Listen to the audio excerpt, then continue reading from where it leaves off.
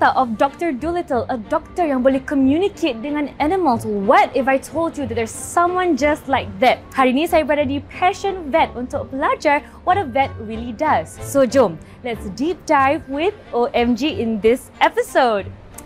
Hello. Dr. Aidil. Yes, betul. Selamat datang ke Passion Vet. Saya seorang veterina di klinik ini. Saya terlibat dengan proses-proses konsultasi, treatment dengan surgery untuk klinik inilah. Wow, boleh tak saya belajar daripada Dr. Aidil hari ini? Of course. Hari ini saya akan tunjuk how is it like to be a vet in a vet clinic. Okay. And then hari ni kita ada surprise, kita ada surgery untuk Kai tolong kita juga. Hari ni juga? Betul. Serious ah? I don't know if I'm ready, but are you ready, Dr. Aidil? Yeah, I'm very ready. Okay, let's go. Okay. Tujuan kita membuat konsultasi untuk membantu haiwan yang ada masalah lah. Pertama, saya akan tanya apa masalah kucing tersebut ada. Pemakanan kucing di rumah, sama ada kucing tu masih lagi aktif di rumah ataupun dalam keadaan kesakitan. Kemudian saya akan membuat pemeriksaan fizikal. Kita akan cuba cek dia punya vital, berat badan, dia punya pernafasan, kulit kucing tersebut. Kita akan dengar dia punya paru-paru dengan jantung. Kita cek semua ni sebab kadang-kadang apa yang pemilik haiwan cakap tak semestinya apa yang berlaku pada kucing tersebut. Right? Tak macam manusia, kalau kita sakit boleh... kita tahu dekat mana kita sakit. Okay, doktor. So, ni apa? What is an animal hospital? So, bila ada certain animals that is diagnosed with certain diseases yang perlukan further treatment in the hospital, then we admit them into the clinic lah, into our hospital. This is the hospital. So, this is basically the hospital. Wow, so, okay. As you can see, we do have a few patients in the hospital right now. Okay. So, berapa lama, let's say satu binatang will like stay here?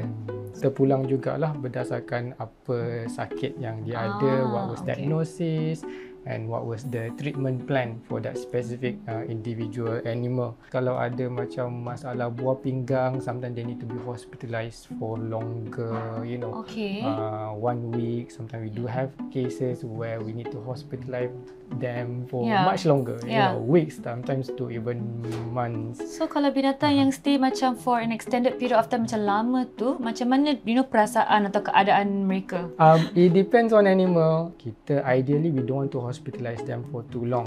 Okay. Right? So obviously being in the hospital is different compared to dekat rumah. Kat hospital there are a lot of stressor lah. Banyak orang lalu lalang. They don't have the normal space that they normally have. They're basically just in cage. So it can be a stressful situation for those animals.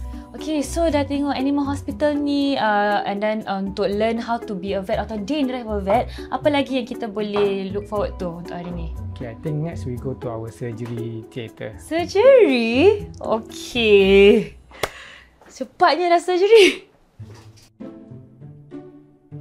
I'm going to give sedation drugs. We call it IM injection, meaning intramuscular injection. So this injection is just slightly painful. Sometimes some cats they might jadi a bit, upset a little bit lah. When we give this injection. Okay. Oh no, I'm so sorry. Just a very quick one, okay? Oh no, I'm so sorry, sayang. Okay. Panjat aku bismillah. Sepanjatnya. Astagfirullah. I know. Done already.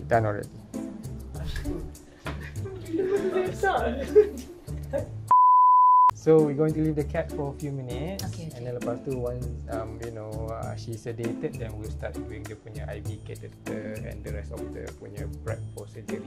Okay. I'm so sorry, sayang. You dah biasa lah, you tak terperanjat lagi. You expected already to happen. Yeah, that's why I warn you just now about the possibility. A few moments later.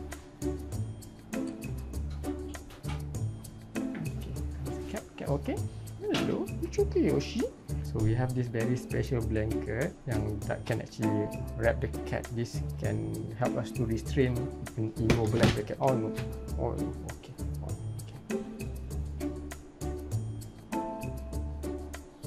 Punch aku ni. Oh. Come in. Do I stay here?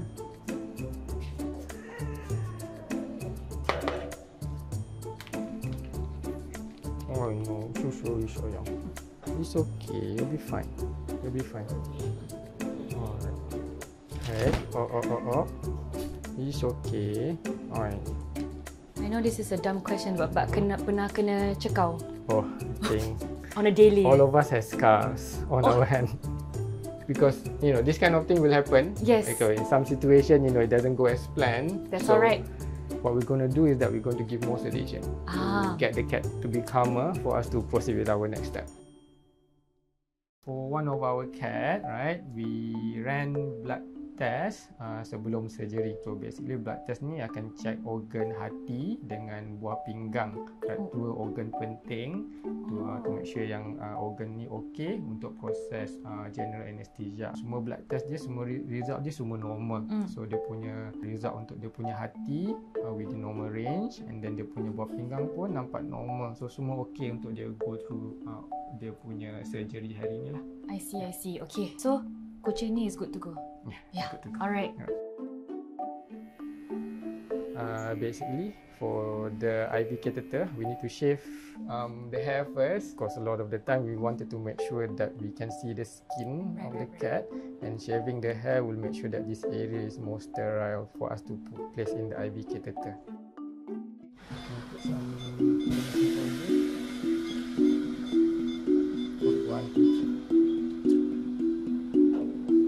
Wait, will there be blood? Are you scared of blood? I mean, I won't faint. Okay. Yeah. You will see the inside organs lah. Right. Right. And some people might not be comfortable with this. We're going to shave dekat area, dekat surgical area. Kau nak cuba buat shaving? Tak payah kot. Oh, okay. Takut saya tak nak buat lagi.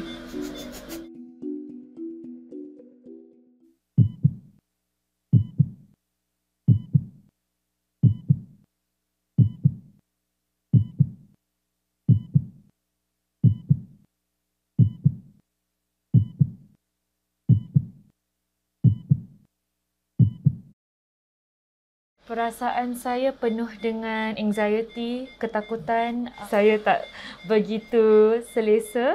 Tetapi throughout the surgery, doktor selalu explain apa yang sedang berlaku, dan itu dapat tenangkan hati saya, dan at the same time juga saya dapat belajar benda yang baru. Tadi kita buat proses memandulkan kucing betina ataupun cat spay. Cat spay ni, is it satu procedure yang dangerous? Cat spay ni adalah satu surgery rutin. Maksudnya surgery yang resiko rendah. Of course, bila kita buat apa-apa surgery, kita akan pastikan kucing tersebut sesuai untuk melalui surgery tersebut. Apa perasaan doktor semasa buat surgery tu? Bagi saya, ini salah satu benda yang rutin, yang sudah biasa dibuat, and then tidak dianggap sebagai surgery yang susah. Tetapi tak kisahlah betapa rutin pun surgery tersebut, kita kena sentiasa bersedia dengan possible komplikasi. So kita kena sentiasa ada sifat untuk bersedia. Saya ada kes di mana bila ada kucing fall from height datang, dia tak boleh bernafas. Dia cuba bernafas, tapi paru-paru dia tak kembang. So kita buat x-ray, and kita nampak ada cecair dekat dalam chest dia. And then kalau kes macam tu, memang kita kena cepat-cepat decide untuk memastikan mereka boleh survive.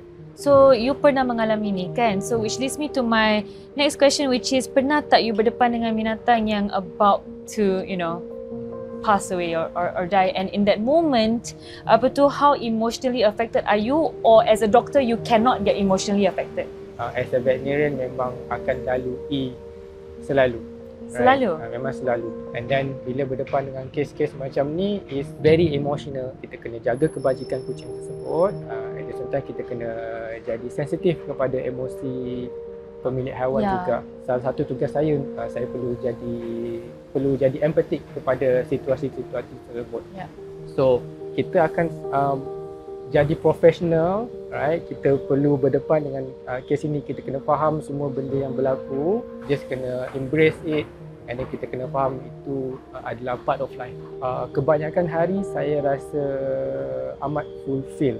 Sebab apa, saya tahu saya membuat apa yang terbaik saya boleh buat untuk membantu haiwan-haiwan yang memerlukan pertolongan saya. Not every cases akan berakhir dengan kisah happy ending atau kisah yang baik. We go through the journey together bersama dengan owner-owner, and then a lot of pemilik haiwan are very grateful, right? And then we take these small little things, small victories, and then it adds up, and then it become a very fulfilling career. Saya rasa sangat bersyukur sebab saya dapat mengalami satu experience yang very brand new, dan disebabkan pengalaman ini saya dapat belajar banyak benda baru tentang vet, dan saya tak sangka kerja vet ni memang ada banyak aspek dan menggunakan banyak skill set, menggunakan emosi kita dan menggunakan empathy untuk berkomunikasi bukan sahaja dengan tim tapi dengan klien juga. So lepas ni siapa pula yang kena tukar kerja? Kerja apa yang patut mereka take on lepas ni? Kalau you all suka video-video macam ini, jangan lupa untuk subscribe, like dan remember to ring the notification bell on YouTube at OMGXBH.